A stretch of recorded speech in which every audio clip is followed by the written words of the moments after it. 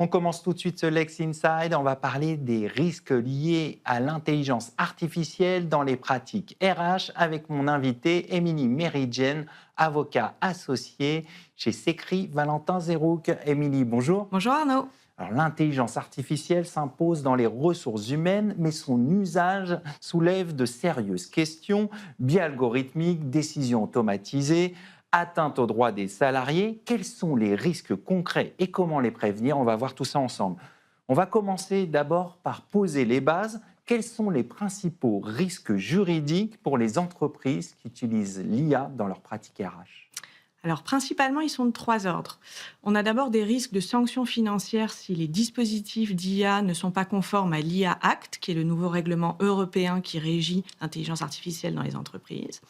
Ils sont ensuite liés à l'introduction de l'IA, parce qu'on va en reparler, si le comité d'entreprise doit être consulté mais qu'il ne l'est pas, il y a un risque contentieux de suspension de l'introduction d'un nouveau projet d'IA.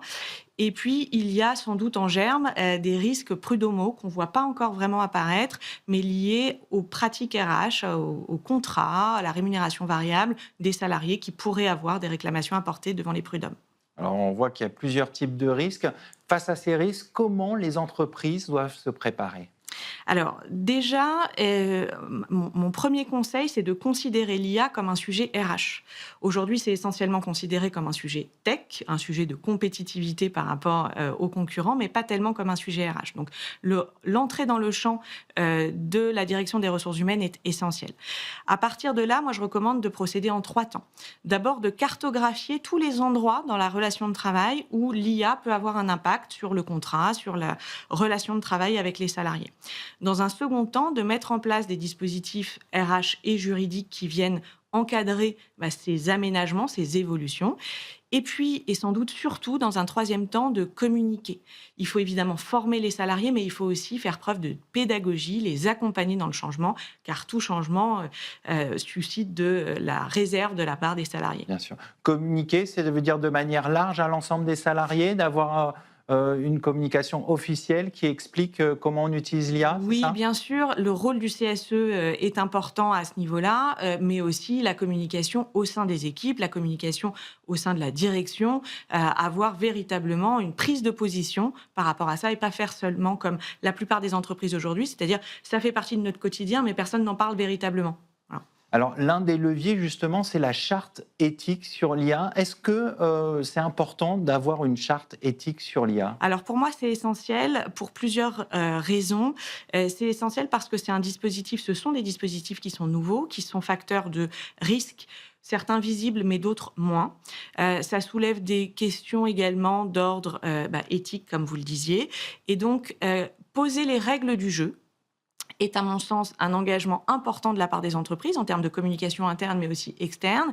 Et puis c'est aussi un acte de loyauté, c'est-à-dire d'être transparent dans ce qu'on attend des salariés, D'accord. l'indiquer clairement dans une charte et puis prévoir également les sanctions qui sont encourues si les salariés ne respectent pas les règles qui sont posées. Alors, du coup, les salariés, quand on édicte une telle charte, les salariés sont tenus des règles qui sont dans cette charte? Tout à fait. Alors juridiquement, ça a la valeur d'un règlement intérieur. D'accord. Donc c'est opposable aux salariés à condition d'avoir respecté la procédure, évidemment.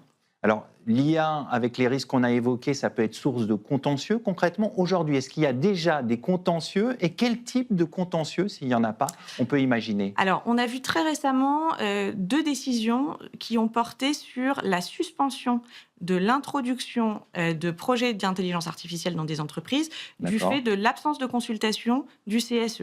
Et là, on a 2 tribunaux judiciaires de région parisienne qui se sont prononcés pour suspendre, c'est-à-dire que le projet était déjà en place et le tribunal judiciaire a dit on met ça de côté D'accord. jusqu'à ce que vous ayez dûment consulté le CSE. Donc ça, c'est le premier risque de contentieux qu'on a déjà vu. Il existe peut-être des contentieux prud'homaux. Alors, en ma qualité d'avocat et de conseiller prud'homal, pour l'instant, je n'ai pas vu de réclamations qui portent de près ou de loin sur l'IA, mais je les vois venir. C'est-à-dire que D'accord. clairement, l'intelligence artificielle peut modifier une fiche de poste, Mhm. donc l'appréciation de la qualité du travail d'un salarié, puisque si une partie de son travail est faite par l'IA, comment on va apprécier son Bien travail, sûr. le licenciement pour insuffisance professionnelle qui en découle sera-t-il justifié. Ça peut modifier la rémunération variable des salariés en termes de productivité, si l'IA fait une partie du travail, comment on apprécie les conditions, les objectifs, etc. Ça peut aussi avoir un impact sur la santé mentale, et on sait que c'est un sujet, on en a déjà parlé Bien ici. sûr. Donc pour moi, les sources de contentieux sont en germe, même si je ne les ai pas encore observées véritablement. Alors, vous l'avez rappelé, le rôle des instances représentatives sont fondamentales. Le rôle est fondamental. Quel rôle concrètement joue le CSE dans l'introduction des systèmes d'IA et quelles sont les obligations de consultation, vous l'avez rappelé, Ouais. avec la jurisprudence? Alors, j'ai essayé de comptabiliser. Il y a au moins 8 ou 9 articles du Code du travail qui justifient la consultation du CSE lors de l'introduction d'un dispositif d'IA, à supposer que ce soit une véritable nouveauté et pas simplement la mise à jour d'un dispositif antérieur.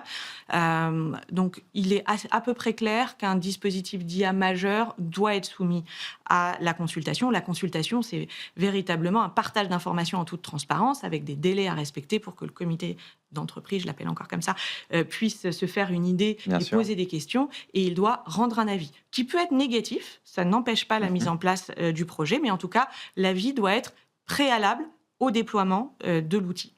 Alors, on a vu qu'il y a de nombreux risques, qu'il faut aussi consulter le CSE. Comment concrètement construire une approche responsable sur cette question de l'utilisation de l'IA?